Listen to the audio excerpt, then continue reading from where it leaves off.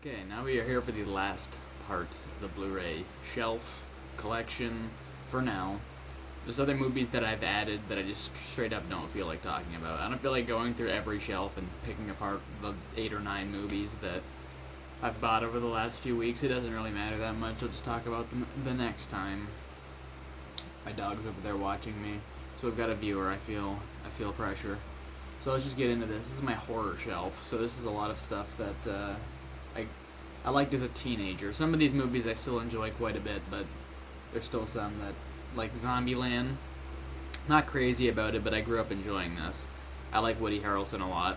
But every time I watch this, I love the first 25-30 minutes when it's just these two.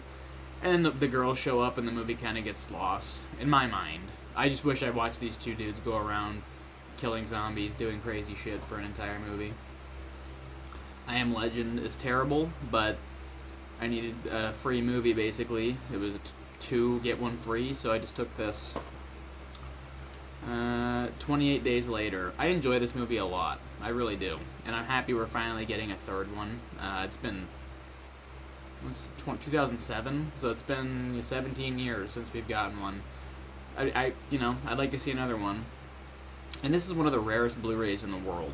I had no idea. I found this at a thrift store for $1. I'm going to obviously switch cases. This one's got a little bit of damage, but disc's in good shape, and so is the art. So rare Blu-ray. So if you can find that for under $50, you've won. It's $100+ now everywhere. Christine, one of my favorite John Carpenter movies, and I just like the story for some reason. It's very cliche and very, typical, but I like Stephen King. And just something about this. I can't. Arnie as a character, I like it, even though he falls apart. Dropping movies. This is a bad start. The Shining. I'm not gonna hurt you. I'm just gonna bash your brains in. One of my favorite movies ever. Not even just horror movies. One of my favorite movies ever. Jack Nicholson was born to play this character, and I love Jack Nicholson in basically everything. But every time I watch him in this, I'm like, this is just the best performance ever. And it always makes me feel like this is probably my favorite performance ever. It's terrifying. Jack Torrance is just a terrifying character. He was just born to be a guy named Jack, I guess. And everybody plays the Shelley Duvall card. Oh, I feel so bad for her, and so tiresome. Carrie. Another movie I think is just amazing and timeless and had no business being remade twice. I think it's been twice remade. Ridiculous, this is a perfect horror movie, and Brian De Palma, one of my favorite directors ever. This was completely an unnecessary. You don't need sequels or a remake to this. You just don't. This is a 1970s classic right here. I'm gonna start doing backflips on top of a truck. I love this movie. Amazing. Obviously, it's not the best, but when you grew up watching a movie like this, you'll always have the nostalgic throwback to it. I personally just love Michael J. Fox, so anything with him, you've got my vote. And something about the werewolf genre. It's not done properly very often, so when you just get a decent enough movie with a werewolf, I like it. Aliens. I love Aliens. This is the better Alien movie in my opinion. I love the first one a lot, which we'll talk about, but this is just the perfect sequel. James Cameron did not miss very often before the 2000s. Every movie he made was at least somewhat entertaining. And this is in the running for his top, for sure. I wouldn't say it's my favorite of his, but I just love the fact that he uses miniatures. It's one of my favorite things about James Cameron's earlier movies. The miniature mixed in with the bigger effects, it always looks really good. It's how movies are supposed to be. There's real craft and art put into this. I love it. The first Alien. It's when Ridley Scott made just amazing movies back in the day when he had a brain. And I am worried. You see all this Gladiator 2 news, and it just makes me go, guys are losing it. Napoleon apparently wasn't very good, so I feel bad. But this guy used to make amazing movies. I love this. But once you've seen this once, it's hard to really get into it again. Like, the whole last 30 minutes kind of just drags on, I'll be honest. I love tension, but when you've seen this movie, the tension just kind of drags a little too long. Get to the chopper! I love Predator. I really do. apparently this is the original, the Beyond High Definition release. I love this movie, though. I really do. This is testosterone in a movie in a nutshell. You got Jesse Ventura, and he just does not have time to bleed. I love it. And Arnold, this is like right in his prime from 1984 to 1994, where he just made a bunch of amazing action movies, and this is one of them. Kind of a shame he didn't ever come back for a Predator sequel, but we get the good Predator sequel, Predator 2, with Danny Glover, and I think I like this a little bit more. It grows on the Predator lore. The whole last 30 minutes of this is straight up awesome. I don't care what anybody says. And Danny Glover was just a badass back in the late 80s, early 90s. If you like Lethal Weapon, you'll probably love this. And Gary Busey's in it. Like, what more do you need? The Thing. I've said it many times. I like this movie. I appreciate it. You know, I can see why people love it, but for some reason I struggled to rewatch this. I have no idea why. It's a good movie. I've seen it at least 2 or 3 times, but I have no urge to ever put this in. Like, I watch the first 20 minutes, I watch him pour his coffee on his computer, and then I'm kind of just like, I don't know. It's weird. It's a good movie, though, and I really like Kurt Russell. The Fly. This is the definition of, like, my most rewatched horror movie over the last 5 years. I've got an obsession with this movie. Watching this dude just deteriorate in front of our eyes is just the definition of horror to me, especially body horror. It's just brutal. And we don't get stuff like this ever anymore. We don't. So it's just nice to watch this and kind of go watch a better time of when films didn't have any filters, and you can really, really fuck with your audience. And this is, it's just great. Please go watch this. Another Gina Davis movie, Beetlejuice. I love Michael Keaton, and we don't talk about the third person in this, Alec Baldwin, I guess, but I do enjoy him in this, and I did used to like Alec Baldwin a lot for all the drama and all the... Now you say his name and everybody hates you, so it's just, I guess, let's not mention him. It's too late. Michael Keaton coming back for the second one, though, which is exciting. I'm not a big sequel guy, especially the 30 years later type sequels, but I feel like Beetlejuice is one of the ones that could work, maybe. We'll see. I enjoy the original. Ooh, no one dropped that. That's one of the Tim Burton movies I quite enjoy, to be honest. The first Gremlins, one of my favorite Christmas movies, even though it's kind of dark. You know, as I get older, I can see how dark this is. You know, as a kid, I was kind of like, why is this considered a dark movie? It's funny. And it is funny, but if you watch this from an adult's perspective, there's some creepy shit in this. You know, I enjoyed this a lot, though. And I prefer the sequel just a little bit more. But, you know, Spielberg was heavily involved with this one, so you can feel the more Spielbergian effect on it. The second one, though, is just funnier, and it's more enjoyable, and it gets the tone proper, and this is Joe Dante's love letter to Gremlins fans. This is just him going crazy. I like Joe Dante's humor. I like The Burbs a lot, so this feels a lot like The Burbs in the way that it's filmed, a lot of slapsticky stuff. So I like the second Gremlins a little bit more. Ghostbusters. Perfect movie. Perfect comedy.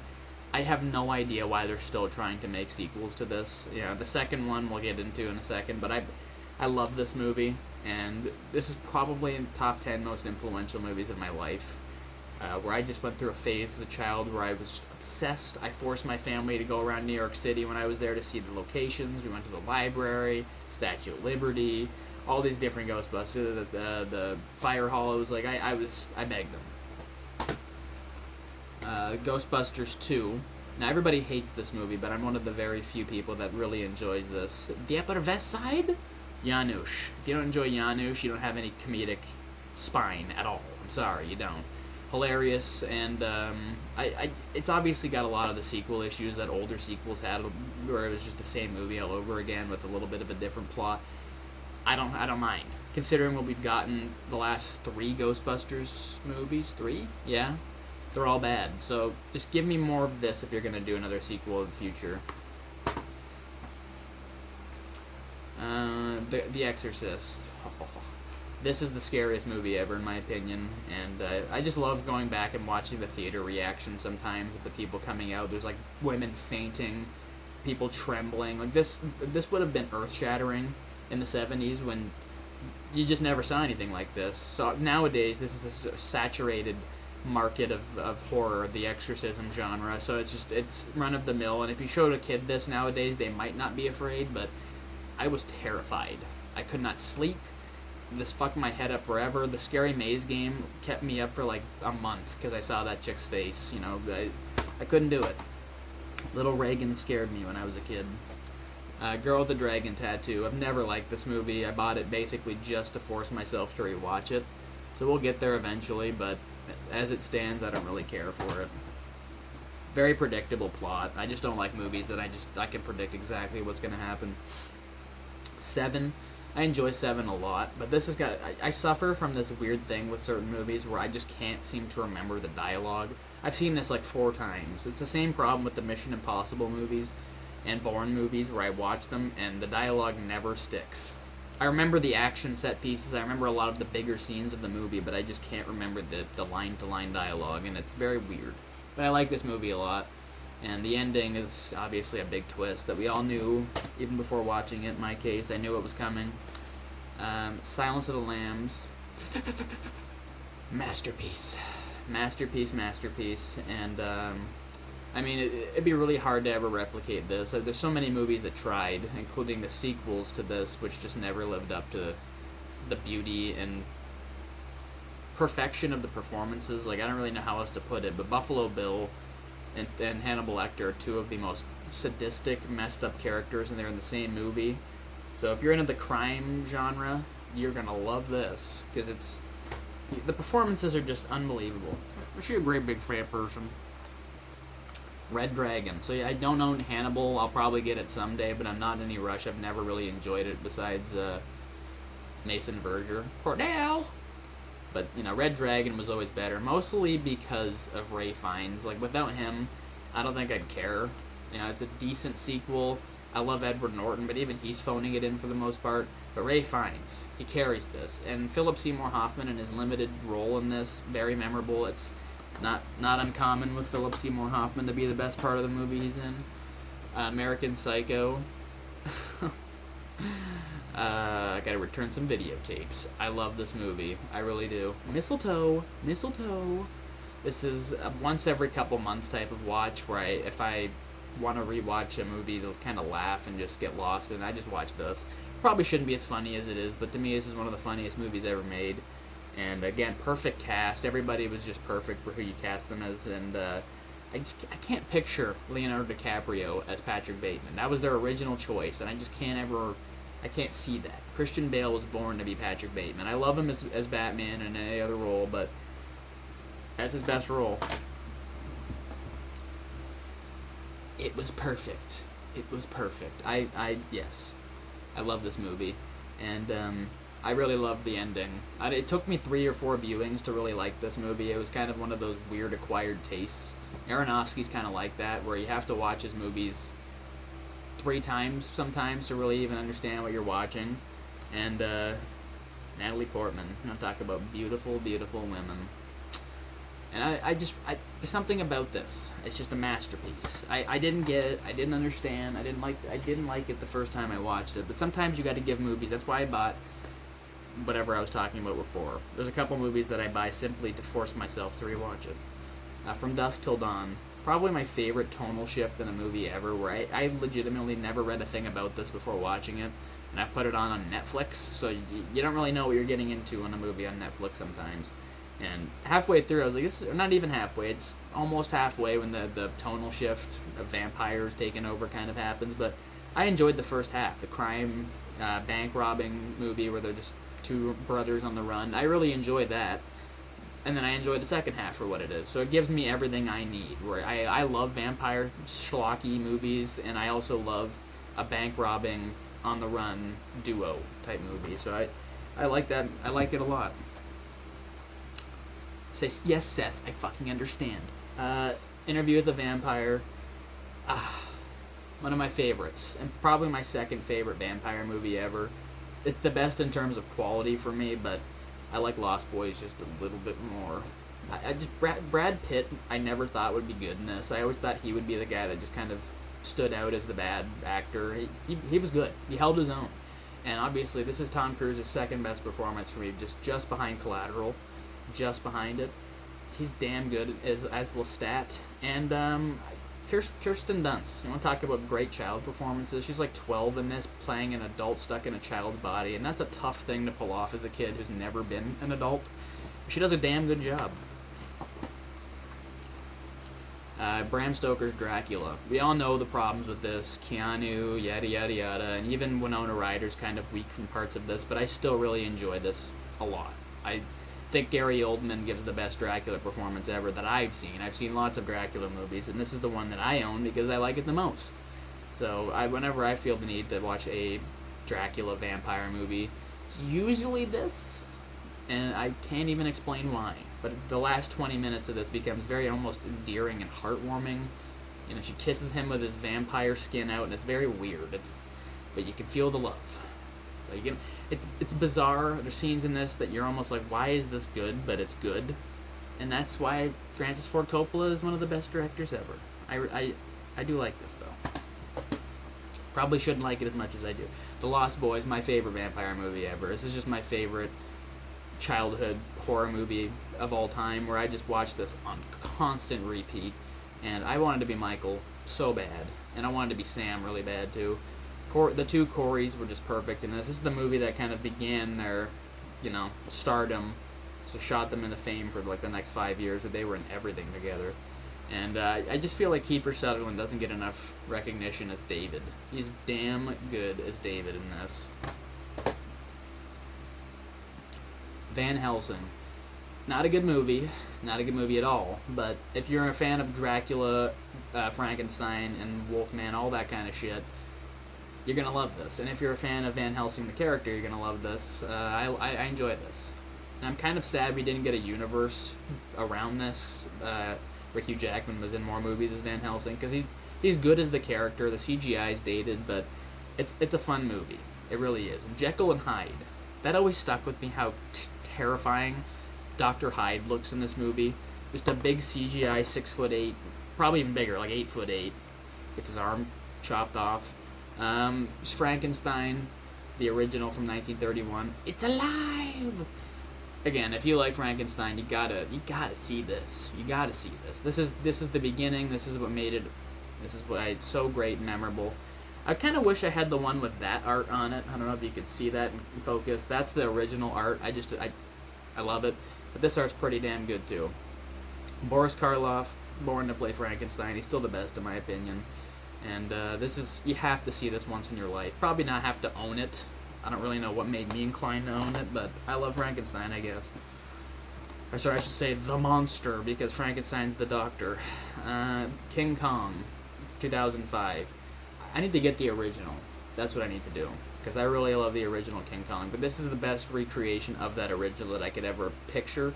The only bad thing about this is Jack Black. That's my one complaint. Adrian Brody's good. What's her face? Naomi Watts. She's good. And the King Kong CGI holds up really well. Andy Serkis was fucking great as King Kong. And I just loved the whole last 20 minutes. And the whole island scene with the T-Rexes. Masterpiece. Not the whole movie, but those scenes. And the PS2 video game. Yale played that. That was classic. Kong Skull Island. I don't really know why I own this. I'd never enjoyed it. But this was when this... I'll just show this dude, Godzilla. So this is when the MonsterVerse was kind of kicking off, and I figured it was going to be more important to own these, because I thought, Kong vs. Godzilla was actually going to be good. Still haven't seen it, and I never will, so it doesn't really matter. But I don't like either of these movies, especially Kong Skull Island. The only thing I like about this was John C. Reilly and Samuel Jackson. Everything else was just a complete misfire for me. Godzilla, on the other hand, I love the first 25 minutes with Bryan Cranston. He dies, then the movie becomes irrelevant to me. I do like that they don't show Godzilla very much in this, though. People bitch about that. If they showed you the whole time, you wouldn't care. You just wouldn't care. It'd be like the 98 Godzilla, where the entire movie they show it, for the most part, and it just kind of loses its luster after a while, and you constantly see the monster. Like Jaws. Wouldn't be the same if you just, were thinking of it rather than seeing it. Joyride, the best Paul Walker movie, and Steve Zahn is one of the more underrated character actors of all time, especially in my life, where he just gets these bit parts and makes it the most memorable part. Probably shouldn't be as memorable as he is. I guess in this one he is the sidekick. In a lot of movies he's just kind of the background guy. And it sucks, because I love Steve Zahn. You know, your career should not be highlighted by Diary of a Wimpy Kid. It shouldn't. He's been in a lot of good stuff. I like him. And Paul Walker, some shit came out about him after he died. You know, dating 16-year-olds, not a good look. So I kind of struggle to watch his stuff, where I grew up a pretty big fan of his, and now it's like, really? Just another creep? Speaking of creeps, Michael Bacon, Kevin Bacon. Kevin Bacon is a creep, but it doesn't hold back from his great performances in the mid to late 90s, even early 90s, Tremors, late 80s, Footloose. This is his best performance for me, and this is his best movie that he's in. I just think this is such a fucked up story that I had just no idea where this was going. It kept getting more fucked up and more fucked up, and you gotta wonder, are there neighborhoods that cover this type of shit up? Because it just wouldn't shock me, If you've seen the movie, I'm not gonna get too into it because I don't want to spoil it. The whole fucking twist of this is beyond morbid, so just go watch the movie. But I do enjoy it a lot. Poltergeist 2 and 3. I think my dad bought this for me in high school thinking it was the first one, and then we realized after a while it's the second and third. All you had to do is read there, but I guess, when you're in a rush. I enjoyed the third one for some reason. I like the cast: Tom Skerritt, Nancy Allen, and Lara Flynn Boyle. It's like a weird, good cast in a third movie of a franchise that didn't need to be a franchise. And I like the whole mall setting, but the second Poltergeist, aside from the creepy old man in the front porch, there's really no upside. Craig T. Nelson's even talked about how bad it is, and he just didn't even want to be there, so I don't know. It's like, if you're going to watch Poltergeist, just skip the second and watch the first and third. I love the first one a lot. It's one of the more classic horror movies, and I always say this is, you could show this to kids, and then I sit back and think, maybe not. Is it the second one with the braces scene? I think it is. It's not this one, right? First one's got the, it might be this one. First one's got the skeletons, and it's got the melting face in the mirror. The guy's pulling his face off. So there's some shit in this that would definitely mess you up if you're a kid.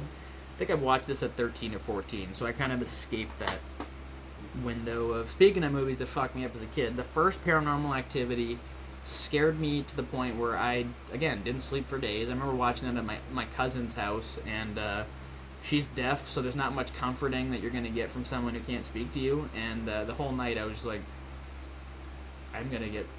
My picture is going to get burned by a demon, and there's going to be a trail going to the attic. This movie's terrifying. The first one was pretty terrifying as a kid. I'm sure if I watched it now, it wouldn't be... I just picked this up the other day for $1. Case is destroyed, but... whatever. Probably never will watch the second or third one, but it's nice to have the option, I guess. Hostel 1 and 2, the only Eli Roth movies that I will ever own, and even that's a pretty big stretch. I don't love these movies by any means. And the second one, third one, I haven't seen the third one, but from what I've seen, it just becomes Saw level of gore, where it's just torture porn, and it kind of has no purpose other than just trying to make you scream and squirm. I guess it is combined words. The first one has got a decent enough story that I'm actually interested. The second one is just stupid. Like the girl Beth, I got enough money to buy all you. I got enough money. It's like the most convenient plot device to get out of a death scenario ever, and it's ridiculous. But the first movie, I enjoy it, and I like seeing these characters kind of go from happy-go-lucky travelers to their lives are just completely falling apart. The last dude, traumatized, and there's two different endings, so depending on which ending you see, he either kills him in the bathroom or he takes the guy's girl on a train and leaves, so it just depends on which ending you see. Scream 2. Why do I own the second? I don't know. I saw this for $1 and I figured I'd find the first and third eventually, and I just haven't, so I own just the second Scream. I'm not a big Scream fan, I'll be honest, I'll be the first to admit it. I don't really love these movies. But the first one was just funny enough and self-aware enough that I kind of enjoy it. These other few are just so stupid. You know exactly who the killer is in the other ones. You just know exactly where it's going. The first one was the only one where if you had no idea, you might have been surprised the first time. Pet Sematary, the one from the 80s, so the better one. This movie is pretty terrifying. This is another horror movie with some great visual effects, and just that kid is so creepy. And the scary little cat, be dead! I love it. I love this movie. And I'm kind of pissed they remade it and did the gender swap, where the little girl is the one that gets hit and killed. And Can we just stop remaking movies, please? Like, I get it that it's a book, but just stop. Jaws, best blockbuster ever in terms of this is what made movies what they were for 30 years. I'd say to the mid 90s when blockbusters were still good. So 30 years, no, not even, that's 20 years. So mid 2000s, because I guess we got shit like Transformers, if you consider that a good blockbuster or not. But this was literally breaking the block. You go look at pictures of people lining up to go see this, and it was just a complete game changer. People didn't do that for movies back then. They did. So I guess we can thank Spielberg for all the entertainment we got, because really we wouldn't have ended up with half the good blockbusters, big budget movies we did get. And again, like I said, the big draw for me with this is the fact that you barely see the shark, which ended up being an accident that we all know. They obviously planned to show it more, but it just didn't work. So that ended up being to its like I don't even know what I'm looking for. That ended up being to its like benefit. Like that you see more of the villain or more of the predator or whatever, the villain, the big enemy in the movie. It just kind of ruins the effect. You know, like the first Predator and the second Predator, you don't see him that much. So you just, same with Jaws, same with all that kind of stuff. Godzilla, the good ones. Army of Darkness. It's my favorite of the original 3 Evil Deads, and the only one I own on Blu-ray, and will probably be the only one I ever own on Blu-ray, because the prices are just outrageous for the other two. And this has like the best things from the first two shoved into this, so this is like a highlight reel pack for the first two. That's what it feels like. It even shows you the ending of the second movie at the beginning of this, so you don't even need to see it. I'm not a big Evil Dead 2 fan. I'm sure people are sitting there going like, oh, what? Banging their desk like, you fucking idiot! Oh, it's a masterpiece! It's not. I don't like Sam Raimi's humor very much. As I get older, I just question the dude's choices and everything, to be honest. But it's the one movie I can tolerate his humor for the most part, except for the shrunken little Ash scenes. Don't love that. My Fair Lady. Evil Dead, the remake. My favorite Evil Dead movie. And you're probably sitting there again, punching your desk. But when you don't grow up watching Evil Dead, or you don't grow up with the attachment that a lot of you did, I just watched this with fresh eyes. This is the one I enjoyed most. This one scared me the most, and this was the most evil of the Dead movies, where I just felt like if I was going to have these terrifying demons stalking me, this would probably be the more realistic route that it would go, not the other ones where eyeballs are shooting into people's mouths and stuff, and it's like, it's crossing the line of stupidity. But you got, like, you're dealing with a girl who's going through drug withdrawal, and it's a deep story, and I actually enjoy it. Saw 2, the last decent Saw for me, and I just don't have any desire to own the ones after this. I enjoyed this because Donnie Wahlberg, and I never thought I'd say that about anything, but he's good in this. He really is. You feel his distress for his lost son, which was, he was in front of him the whole time. Didn't know, though. Saw, the original, and the best one, and Cary Elwes carries this movie on his back. He's not in very many good movies, but when he is, he carries it, and I enjoy him. And it's kind of cool he came back for the 7th one, I'm pretty sure. So it was like a full circle. Obviously, he was behind it the whole time, yada yada, stupid, but I just kind of like that he had so much of a connection to this that he was willing to come back for the 7th one. That was kind of cool. The It miniseries, and the only one you will ever catch me watching nowadays. It's been a while since I've rewatched this. I think last year, maybe 2 years ago, I watched the first half of this again. So the first hour and a half, because each miniseries was an hour and a half. So I enjoy the first half more. The adult half, we all know, is worse. We just do. But John Ritter's in it, and y'all know how I feel about John Ritter. So that in itself makes me almost want to watch it. It Chapter 1. I liked it when it came out, because I was around their age. So I kind of, I could relate to all of their shit. But as I get older, I just don't like this movie very much. It just feels so much like a Goonies and E.T. and that kind of shit rip-off, where it's like the little ragtag group of friends that, I don't know, I don't really love it. Especially because they bumped it from the 50s to the 80s, so it just changed everything. And I get that we're at a different time now, but the 50s setting was just way cooler for the kids. It Chapter 2, bad. Like, this is a bad movie. The box office shows it. This made half of what the first one did. People that saw the first one that went to see it a second time didn't do the same for this. They saw it once. And it was too long. It was 2 hours and 40 minutes or whatever. You don't need a movie about a fucking clown killing people to be that long. You just don't. And I'm not a big fan of the grown-up cast. I just thought they kind of phoned it in for the most part. Halloween 1978. I'm probably the only person that doesn't love this movie. I mean, I can appreciate parts about it, and I'm glad we got the character of Michael Myers, but I don't love this movie. And I think Jamie Lee Curtis is a bad actress in this. I think she's good in other movies, but in this, I get it. She's young, whatever, but complete nepo hire, and it's obvious. She's so bad in this, and the story's just not there. There isn't a story. And the sequels kind of had to make up a story on the fly so you can make sense of the stupid movie. Halloween, this is the Rob Zombie remake that I enjoy more, that people all shit on for some reason, and I don't understand why. This is better. It really is. It gives you more of a character. It gives you more of a reason why he is the way he is. Even if it's not the reasons you like, at least it gave you a character. The fucking first movie is just this weird guy that killed his sister. You have no explanation for why he did it. Then all of a sudden, he's just an adult, breaks out, decides to drive back to his hometown, and then kill people. Like, there's no explanation. This movie at least explains that he's got a sister back in town. People hated that switch, but whatever. The original Halloween 2 made that switch. Don't blame Rob Zombie for that. Halloween 2, Rob Zombie. Now, I'll agree this movie isn't very good, but you gotta give him credit for not just doing another remake. He really went off on his own path with this. You don't have to agree with it being good or not, but he went on his own path, and I can appreciate that, at the very least. And I do like some of the character drama here.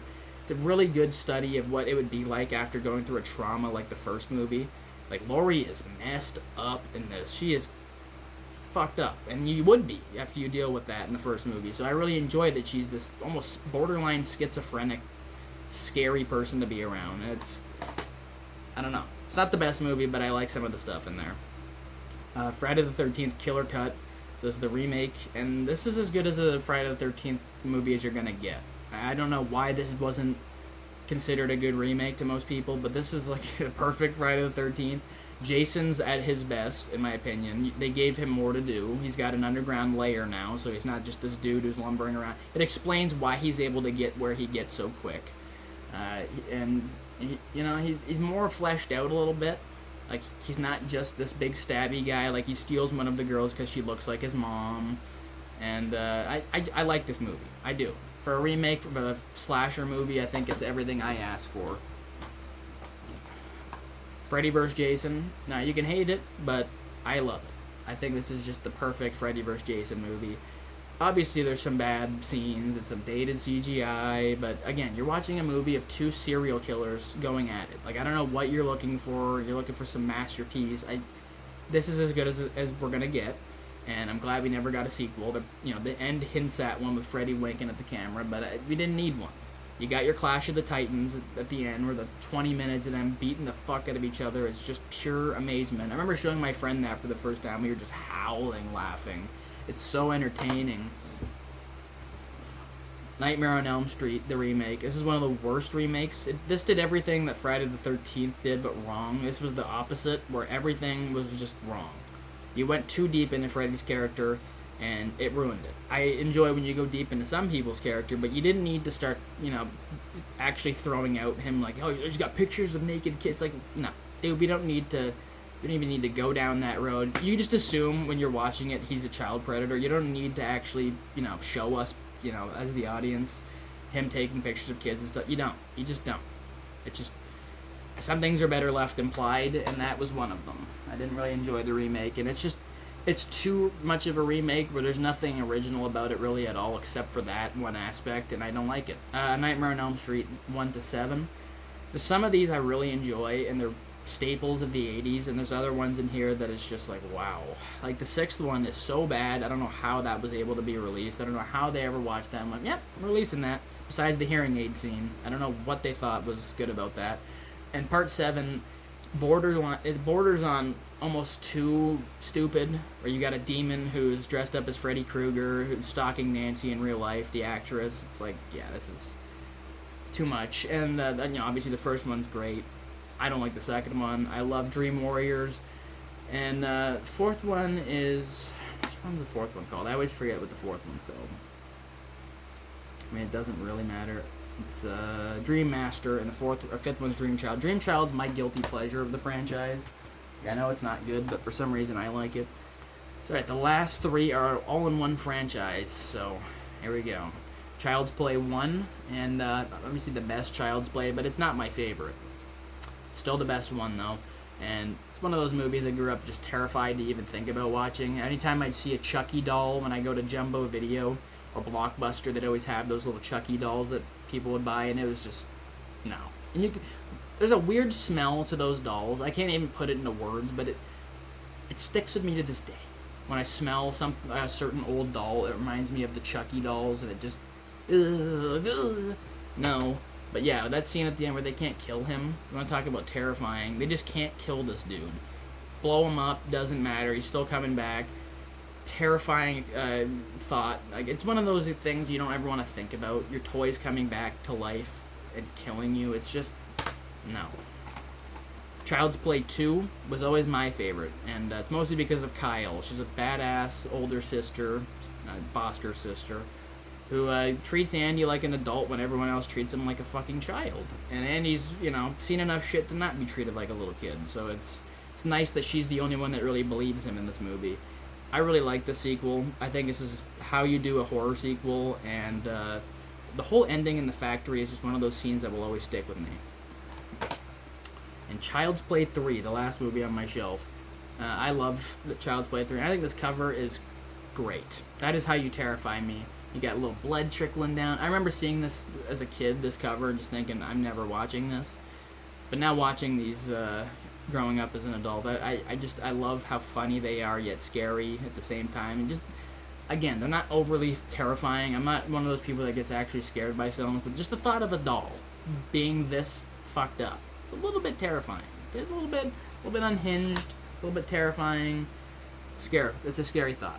So I hope you guys enjoyed the entire Blu-ray collection. I'm probably going to do a DVD collection update at some point, because I've kind of updated that quite a bit, so it's probably due for an update. So I hope you guys enjoyed this, and I will see you in the next video, which will be a buried Black Ops 2 1 through 50 strategy. So I will see you there. Bye.